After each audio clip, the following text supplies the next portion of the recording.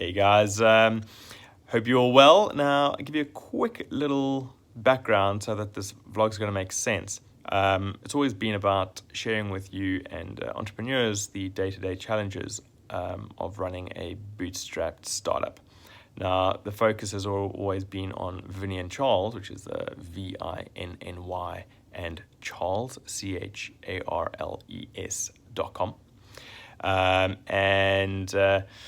We started that about a year and a half ago, so online jewelry store.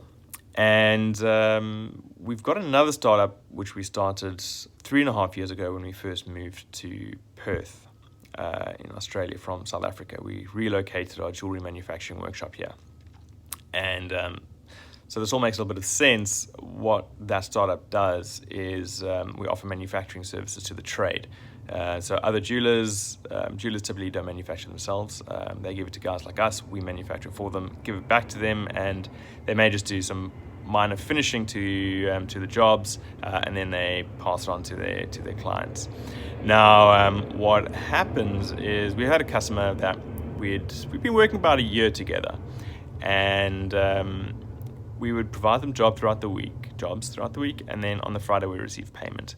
And if there's ever a query on any of the paperwork, payment would typically get pushed out to the Monday or the Tuesday of the following week. Now, last Friday, so today's Wednesday, so last Friday, we received an email querying a line item. The query was regarding the location of the serial numbers, which is assigned to each client. So the typical layout is a serial number and the client name. But that's been stock standard in every line item since we've been doing business together. So the fact that that query came through did raise a little bit of a red flag. We're like, why are they querying that? Because it's pretty obvious it's right there. But anyway,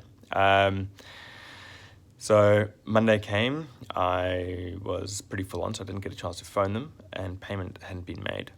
Tuesday arrived, and so yesterday afternoon, being Tuesday, I received a phone call from a company telling me that our customer had just gone into administration. A very large loan had been taken out with a company that the company was unable to pay. So they couldn't repay their installments. And so this company stepped in and took the company over, basically. The guys who have taken it over are basically in there to try and obviously recoup the money that they've put up. And they told me that, so they took over at midday on Monday.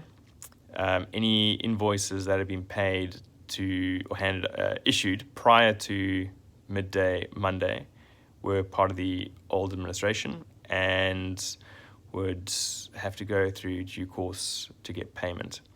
So basically what that means is we've been categorized as an unsecured lender, which, as has been explained to me, is we're at the bottom of the shit pile to get payment. So if we're lucky, it can take between 6 to 8 weeks to get payment if it's not extended. Now, the concern is that if these guys are just going to basically asset strip the business, sell off products for well below market price just to get their money out, is there going to be anything left over to actually pay everyone else that is owed money by the company? We're just going to have to wait and see. It is quite a concern, but at the same time, it's pointless trying to pursue it legally at this stage. I feel anyway, because of the incurred legal costs that will obviously be incurred by taking such action. So we're just going to let it go through due course, and we'll just play it by ear. Don't want to jump into anything at this stage, because again, legal fees is something that I really don't want to have to take on at this stage to recoup that cash. So we'll see what happens. The biggest issue though is also a very large chunk of our running capital is invested in those products which are held by that company now. So we will just see how this plays out and we will react accordingly. Now, this is also a very big reason why I keep on pushing in my Instagram videos and things like that.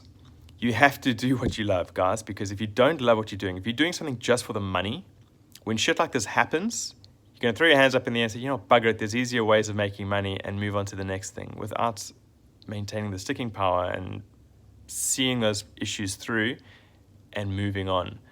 Because at the end of the day, it's about that. You've got to have that end goal and why you're doing it, and love what you do in the process. Because really, otherwise, you're not going to be able to stick around for very long and see the challenges through. The reality is, this is not the first challenge that we've experienced. It's not going to be the last challenge that we are going to experience. This is one of those things, and we just keep rolling with it and keep on keeping on, man, and do what we've got to do to get to where we want to get to. So, guys, I hope you get some value out of this, and I'll keep you informed and let you know how it all goes. So, catch you guys a bit later. Ciao, ciao, bye.